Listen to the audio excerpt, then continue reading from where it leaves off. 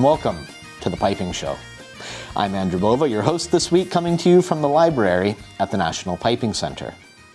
We're joined this week by Dr. Jack Taylor, who is a prolific teacher, performer, and student of all things Peebrick. He was a student of the Bobs of Balmoral and was the president of the Peebrick Society for 12 years. He's also an all-around nice guy. If you like this content, please, I'd ask you to subscribe, like, and share so that we can grow our audience.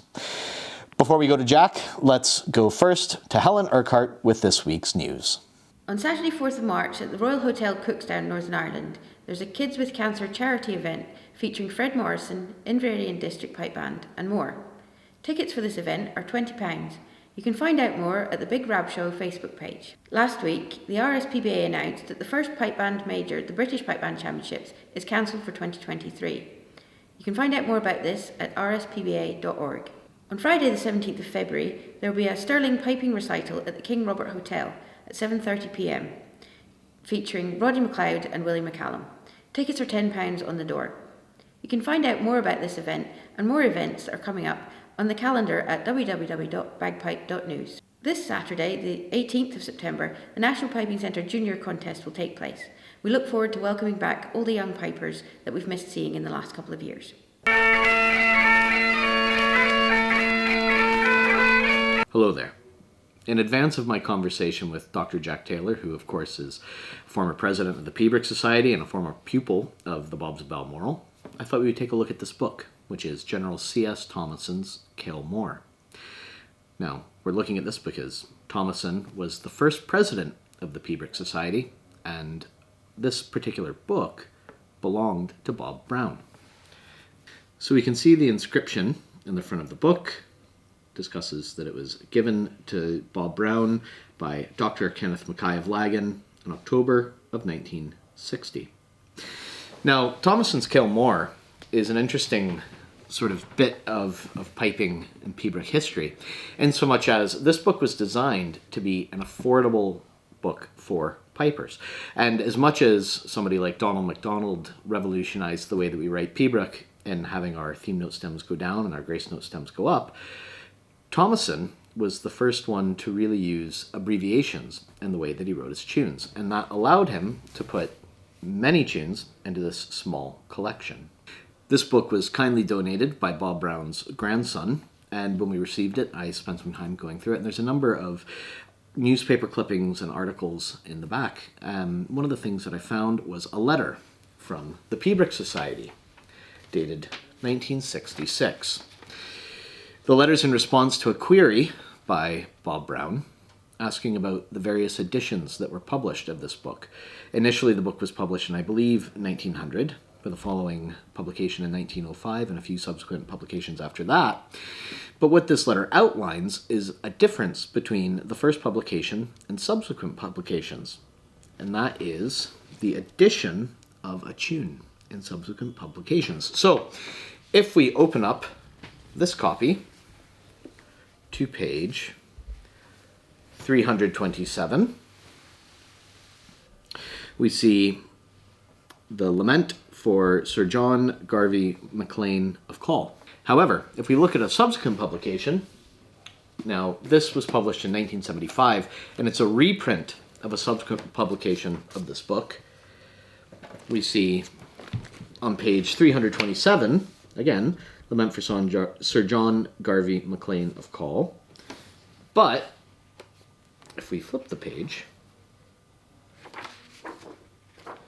we see a second page 327 with MacLean of Call's triumph.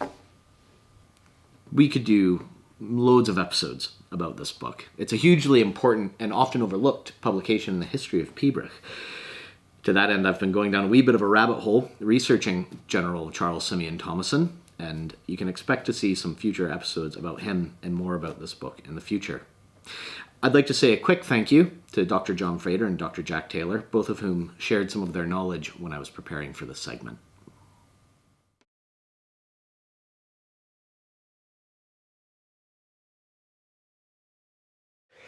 Jack, thanks for coming.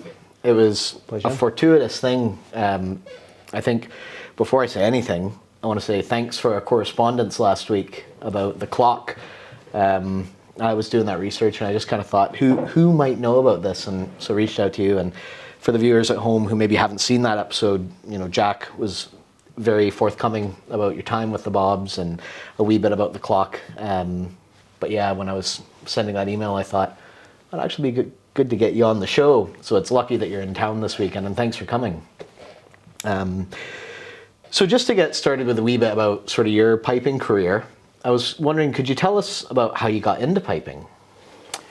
Well, yes, primary school, probably I think in primary 7, there was a new piping teacher came to the school, and they simply came round and asked people who might want to learn the pipes, and I put my hand up. And they, I don't know why, to this day, I have no idea. There's no music in my family at all. And the teacher was Bert Barron, who was a very, very good teacher, a very inspirational teacher, and he really taught me. Is Bert related to Roddy? Roddy Barron? Yeah. Yes. Is that of Roddy Barron? Yeah, I do, yeah. Yes. How are they related? Is it? Son. Is it? Aye, Okay. yes, Roddy Barron is Bert's son. Right, okay. Yes. And Roddy himself, a very, very good piper. Oh, yeah. Yes. Well, he always judges at the St. Andrews games. Is that, yeah, have you met him there? Aye, yeah. Aye, yeah. Really lovely gentleman. Yeah. He was, and Roddy was a natural, took up piping when he was about 8, and he was playing the lament for the children by the time he was about 12, Oh, jeez, oh. Aye. Yeah, that's a long time before I tried to tackle that tune. Aye.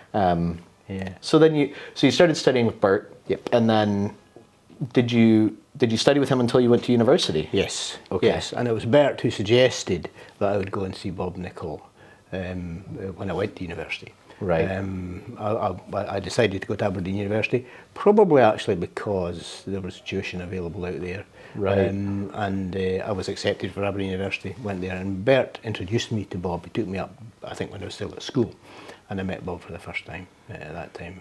Played a tune, and Bob said, you can come back. And that's what happened. Accepted into the stable, as that it was were. it. Yeah, that was it. Yeah. Well, I think that this is a unique opportunity to ask you about getting lessons with the Bobs. I mean, anybody who studies Pibroch, has to study the Bobs, and you can't play Pibroch and not know an immense amount about them. But one of the things when we study these figures that are sadly no longer with us is sometimes I think we lose some of the personal touch of what they were like. So I was wondering if you could share a wee bit about what it was like going for lessons with Bob Nichol or Bob Brown. Yeah, sure. They were both very different characters, but they were piping brothers. Okay. Locked at the hip. Can I ask how were they different as sort of people? Bob Nichol, he was a bachelor, and he was very direct. He didn't say anything unless it really had to be said, but what he said, it was said with absolute conviction. He got straight to the point. Bob Brown, more kind of charismatic type of character, and yeah, just different in that kind of way, really. Right. Yeah. So when you were going for lessons, what were the lessons like? I mean, were they quite strict? Were they more sort of free-flowing? Again, different depending who you were with. With Bob Nichol, you would arrange a lesson beforehand, either with a telephone call to his next door neighbour, as I said to you, or else you'd write a letter and he'd write it back and say yes, it's okay to come on Sunday. And you go to Bob and you'd be welcomed into the house, just a wee house, and you sit down and it was straight down to business. What's your tunes? And it was serious from then on. And you would maybe say what tune it was, and he would say, well, let me hear you a bit in chanter. He would stop you usually after about the first couple of bars, and then he would start the lesson. Bob Brown, yeah, he was maybe a warmer kind of person, and there was more kind of chat about things apart from piping. But again, when it got down to piping, it was very strict. He would sing. And his method of teaching was very much singing, and I remember getting a great deal from Bob's singing actually, and his playing, and Brown's playing to me was quite inspirational the first time I heard it. Yeah, it's got something. I'm curious, having studied under Jimmy McIntosh, another student of the Bobs, who just constantly sung in my lessons, which is something that I took on, and when I do lessons now, I very rarely pick up my chanter. I mostly do it by singing. Do you sing quite a lot when you teach? Yeah, both. I think it depends very much on the pupil and the circumstances and what stage the pupil's actually at. I think when pupils are learning, I think getting it on the chanter is probably actually more important. And then once they sort of get the hang of the thing, you can start to then sing, okay, well that's the basis of it, and here's perhaps the subtleties, which you'll really get from singing it. Mm-hmm. Yeah. So maybe you've answered the question, but I want to get just a wee bit deeper into it. What do you think is the benefit of singing during a Pibroch lesson? Well, you can get the subtleties really. So I mean, if you just look at the notes on the page, for example, they're very, very bold, and it's to do with like stretching notes, phrase ends. How long do you give phrase ends? How much do you meld a cadence into what was before and what's coming after?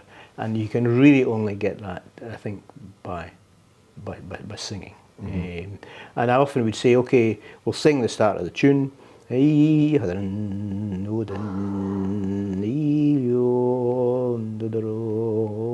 play it on the chanter.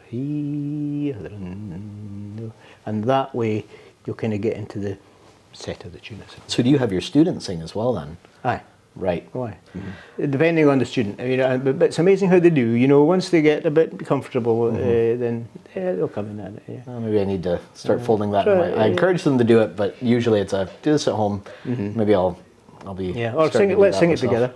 Don't worry about singing the same sort of words, but just let's sing a tune and just even get into with me what I'm doing. And then, okay, let's just keep that kind of vibe going and let's just go straight on the chanter. And often you'll get it to work roughly the same.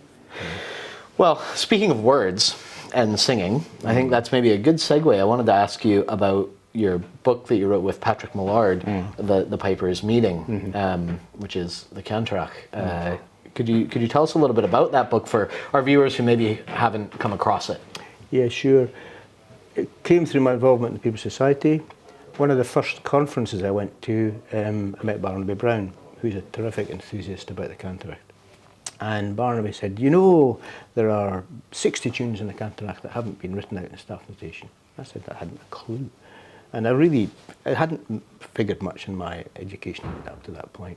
And I just sat with that information for a while. And then Patrick, who had been a friend from Aberdeen, Patrick and I were Aberdeen together at the same time, he said, oh, this is a tune from the Campbell Cantrach that I've just translated. It's not in staff notation. He'd send me a recording of it.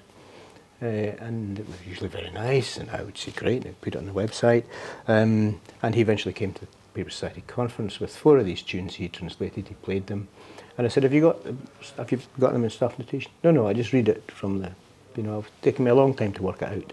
And I said, well, I believe there's quite a few. He said, yeah, there's a few. So then that's how it started. I said, well, let's do them all. Wow. Where did the name for the book come from? It's the name of one of the tunes. Ah, right, okay. Tune number 44. Oh. And it's the last tune in the collection that starts with He Herin.